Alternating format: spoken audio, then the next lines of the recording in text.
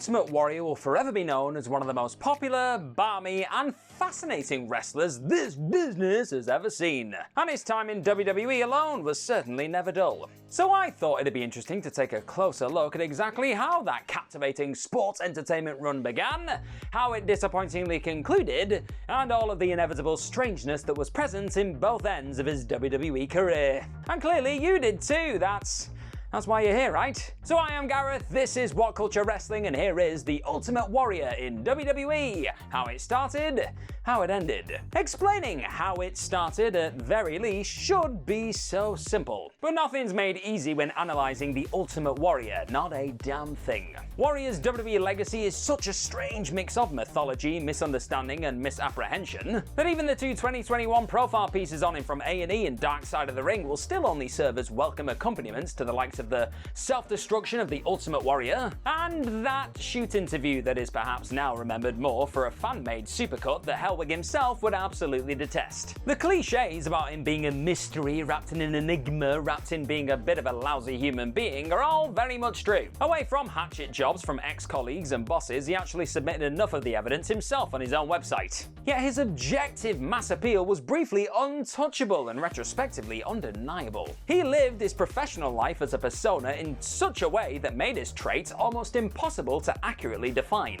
Apart from the latter-day bigoted ones, obviously. Not that any of that mattered in 1987, of course. Or indeed 9 years later when he left his WWE in-ring career behind for good. To get to the end, we must begin at the start. Sounds ripped right out of the pages of the big book of Distrosity. But they also fit quite nicely here too, so yeah, we're gonna use them. To label the star simply as a 1980s style juiced up meathead somehow does a disservice to the Warrior, and meatheads really. Terry Warlord Sapinski was a sweetheart, so say the shoot interviews. Warrior's original territories tag team partner, Sting, was an angel by all accounts other than his modest own. And ravishing Rick Rude worked the gimmick to a T, but often wore his wedding ring in matches to show his wife who the shoot woman in his life was. The big lads weren't necessarily big lads, capital B, capital lads. And there's something refreshing about that through a 2024 lens. Not that Warrior would ever look through such a thing in case it made him susceptible to homosexuality, or whatever other nonsense he parroted during those ill-fated college tours. Because Warrior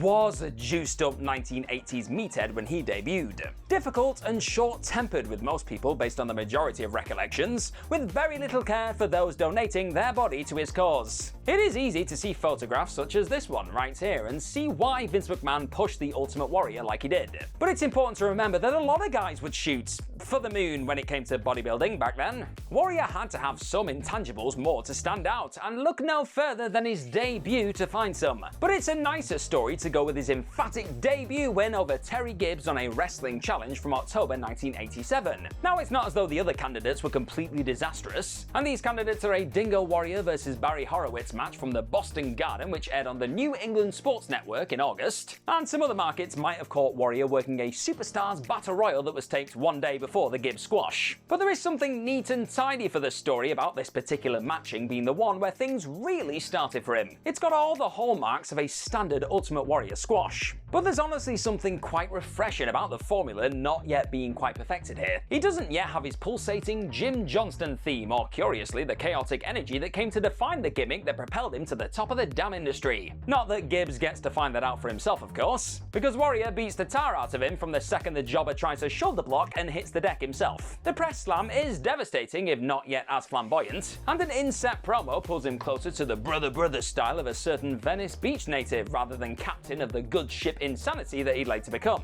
Even now, it is effective though. Going just 1 minute 38 seconds, it leaves the viewer just craving more. And WWE would follow that method with impeccable grace until the character's zenith at WrestleMania VI.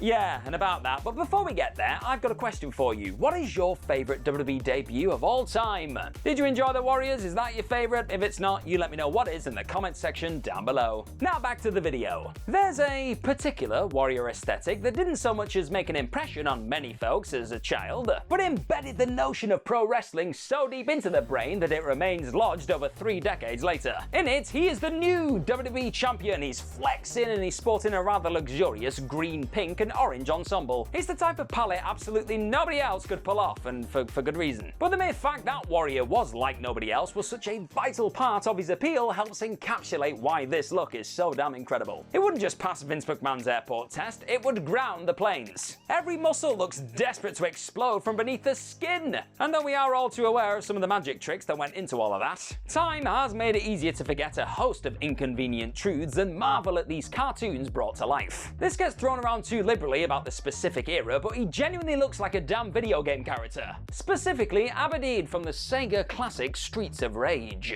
Warrior was inspiring million-selling franchises to ape his image. It is little wonder he was so protective of it, especially when he knew that McMahon would one day come calling again. Before we get there though, thank you very much for clicking on this video today, folks, and if you're enjoying what you're watching, then hit that subscribe button down below for more of this what culture stuff in your day. Jumping right back in, it would be unfair to say the Ultimate Warrior's 1996 return felt doomed from the start. But there was certainly something a bit off about his comeback vignettes on Raw, sharing airtime with caustic takedowns of Hulk Hogan and Randy Savage during the Billionaire Ted skits. A mainstream go-to and a name that hadn't been overexposed since his acrimonious 1992 departure, it was also very apparent what he wasn't. Those anti-WCW skits lampooned the Huckster and Nacho Man for not being able to do what Bret Hart and Shawn Michaels could. But if those supposedly weathered old coots couldn't get a new generation membership card, then how was the Warrior allowed one? But nobody cared about that for exactly one night. WrestleMania 12, for all Triple H must have been understandably aggrieved, was pretty effing cool. Warrior got the biggest pop of the night, had a slightly updated presentation, and the future game may as well have been Terry Gibbs with nicer hair the way he was put to the sword. Feuds with Jerry Lawler and Goldust collapsed thanks to rotten matches, and promos that didn't meet audience expectations of what or who they remembered behind the paint. The show of shows had been a smoke and mirrors job, and when the smoke cleared and the mirror, or more specifically in the King's case, a picture frame, cracked, Hellwig's same old was proving the Ted skits right.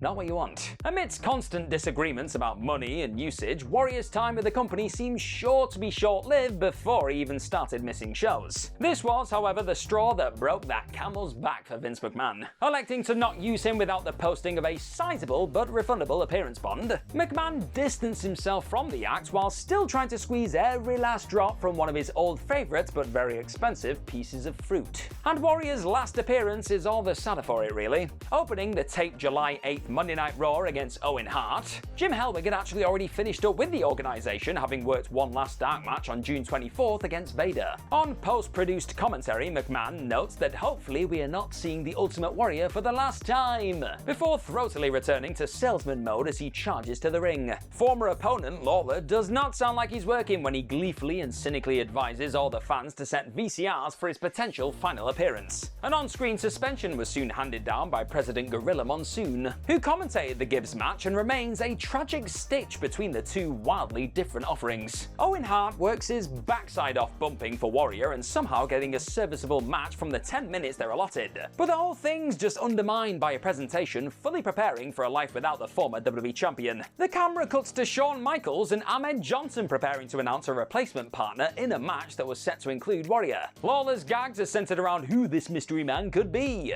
while McMahon tries to put over how focused Warrior is despite the distraction of his impending suspension. There's also no real finish to speak of. Hart is beat before the Camp Cornette troops are sent in for the cheap as all hell finish. Vader and the British Bulldog eventually triple team him and leave him laying as if the write-off had actually been thought about before the real life falling out. What might have looked like the new generation kicking the past out of the company as Yokozuna had to Hulk Hogan in 1993 just felt cheapened by the bizarre reality that was unfolding behind the fiction. Just as his exits were in 1991, 1992, and in WCW in 1998, it wasn't even really an ending for the character, but more a pause that somebody just forgot to press play on. And if absolutely nothing else, for a persona this consumed by chaos, it was quite fitting that this particular ending right here was actually consistent with all the rest. If you've had some fun with this video today, my friends, then why not check out this 10 embarrassing times wrestlers try to be badass one too. It's a good old time, you'll have fun, I promise, because if you don't,